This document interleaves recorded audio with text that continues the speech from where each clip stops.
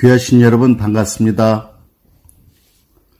오늘은 필리핀을 참고로 정치가 왜 호랑이보다 무서운지 짧게 저의 소견을 몇 말씀 드리고자 합니다. 필리핀은 자연경관이 참 아름다운 나라입니다. 맑은 공기와 푸른 바다, 파란 하늘은 참 보기만 해도 기분이 매우 좋습니다. 또 필리핀 국민들은 대부분 친절하고 따뜻한 마음을 가진 그런 사람들입니다. 필리핀은 우리가 어려울 때 무심양면으로 많은 도움을 준 나라입니다.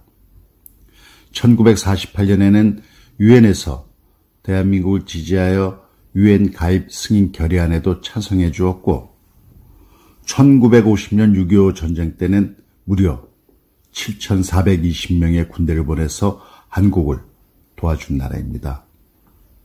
그 당시 많은 필리핀 젊은이들이 자유 대한민국을 지키기 위해 머나먼 타국 땅에서 목숨을 바쳤던 고마운 국가 필리핀입니다.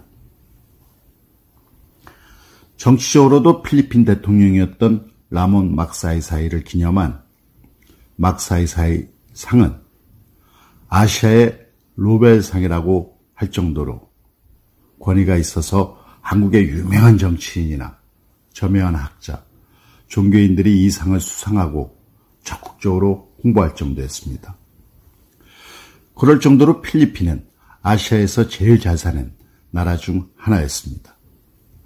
그런데 지금은 정치적으로나 경제적으로 우리나라보다 훨씬 못 사는 나라가 되었습니다. 필리핀 1인당 GDP가 대한민국의 10분의 1, 이런 정도 수준이니까 경제적으로 상당히 낙후된 건 사실입니다. 그런데 과거 우리나라보다 훨씬 잘 살던 필리핀이 이렇게 못 사는 나라가 된 까닭은 무엇일까? 많은 생각을 해봅니다. 못 사는 나라가 된 이유야 여러 가지가 있겠습니다만 저는 필리핀이 못 살게 된 가장 큰 이유는 부패한 정치와 부패한 정치인 때문이라고 주저없이 말씀드립니다. 지금 필리핀이 못 살고 필리핀 대다수 국민들이 고생하는 것은 부패한 필리핀 정치 때문입니다. 필리핀 마닐라에 가보시면 주요 거리 곳곳에 불쌍한 거지가 너무 많은 것을 보고 깜짝 놀라시게 될 겁니다.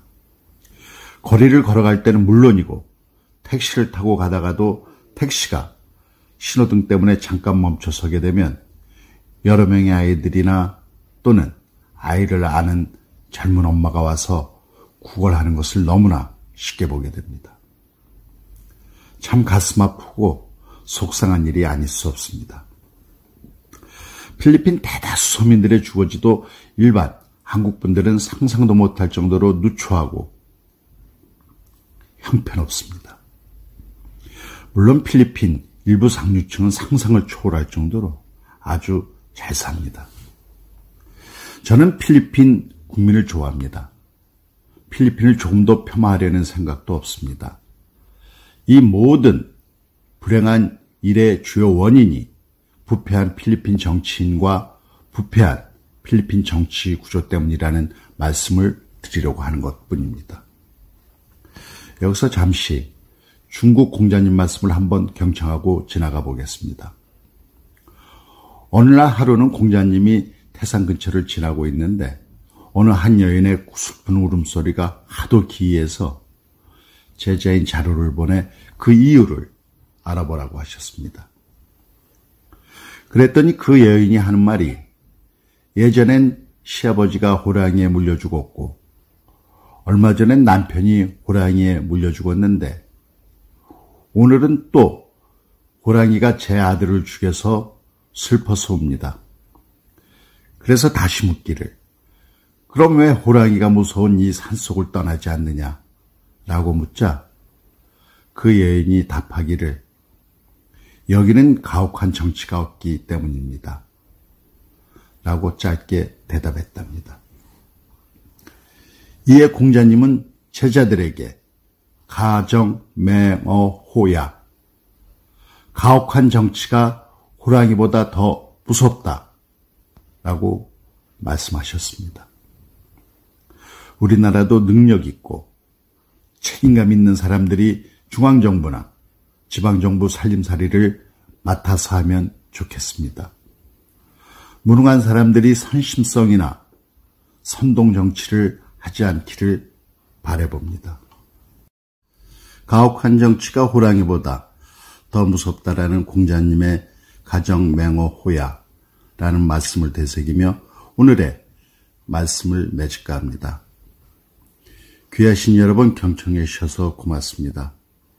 여러분 가정에 늘 기쁨과 행복이 가득하시길 기원드립니다.